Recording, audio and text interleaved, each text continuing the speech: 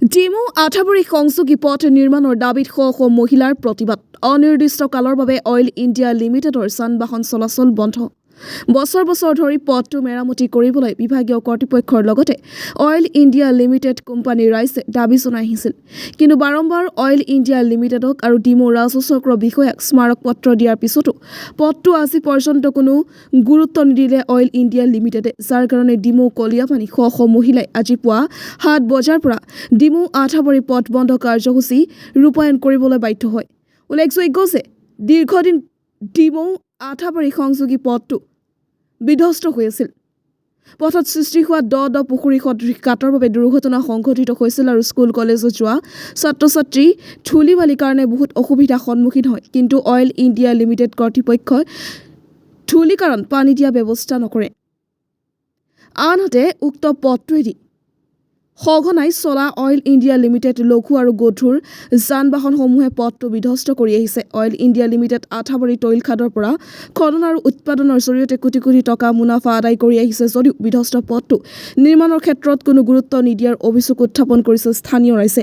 ডিমুৰ পৰা শিৱ কুমাৰ চৌহানৰ report North East Frontier News Dimow Dirai আৰু আঠাবাৰী কলিয়াপানী যি হাৰিপৰালি পৰ্টাবৰ্ড কাৰ্যসূচী লৈছে এইটো কি ভিত্তিত লৈছে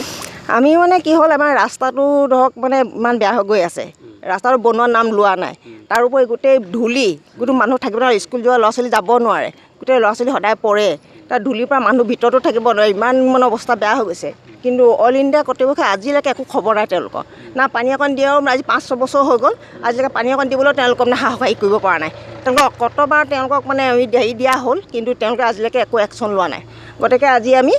এই মানে পথ হিচাপে লৈছোঁ আজি আপোনালোকে ৰাইজে যিহেতু আপোনালোকে 9:30 বজাৰ পৰা এতিয়া কেইটা বজালৈকে আপোনালোকে কৰ্তৃপক্ষ এই পৰ্যন্ত কি আপোনালোকলৈ কি বাৰ্তা পঠাইছে একোৱেই দিয়া নাই ইমান কোৱাৰ পাছত পানী অকণমান পেলাইছে কিন্তু আমি এতিয়া তেওঁলোকক কৈছোঁ যে আমাক সদায় দিব নিদিয়ে পানীটো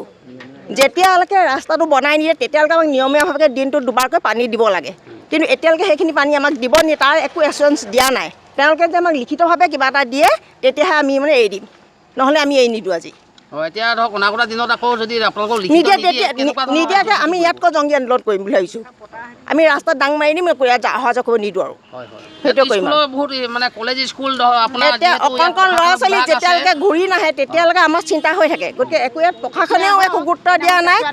কেঁচুৱা পৰিছে সদায় মাইকী মানুহ পৰে মানে মানুহবোৰ যে ঘৰলৈ ঘূৰি নাহে ওলাই যোৱাৰ পাছত তেতিয়ালৈকে আমাৰ চিন্তা হৈ থাকে ৰাস্তা পদূলি ইমানেই বেয়া হৈ গৈ আছে গতিকে তেওঁলোকে যে ইমান ইয়াৰ পৰা তেল নি আছে কিন্তু কমচে কম ৰাস্তাটোও বনাই দিয়ক তেওঁলোকৰ গাড়ীকেইখন আহিবলৈকে অকণমান সুবিধা কৰি লওক তেওঁলোকে সেইখিনিও সুবিধা কৰি লোৱা নাই কিন্তু আমাৰ জনসাধাৰণৰ কিমান কষ্ট হৈছে সেইখিনিতো তেওঁলোকে চাব লাগে অকণমান যিহেতু আমি গম পাইছোঁ যে আপোনালোকে আজি কিছুদিনৰ আগতে আপোনালোকে ডিমৌ ৰাজহুৱা চক্ৰৰ বিষয়াক এখন স্মাৰক পত্ৰ দিছিলে ৰাইজৰ হৈ পেলাই তো সেই অভিযোগ ভিত্তিত আপোনালোকক কিবা আনচাৰ দিলে নে উত্তৰ দিছে নেকি দিছিলে নাই তেতিয়া এই আগতে এবাৰ কোৱা মতে এতিয়া শিলগুটি কেইটামান পেলাই দিলে তাৰপাছততো সকলোবিলাক পাহৰিলে কিন্তু তাৰপাছৰ পৰা একোলৈকে কোৱা নাই কিন্তু ৰাস্তা তাতকৈ বেছিকৈ বেয়া হৈ গৈহে আছে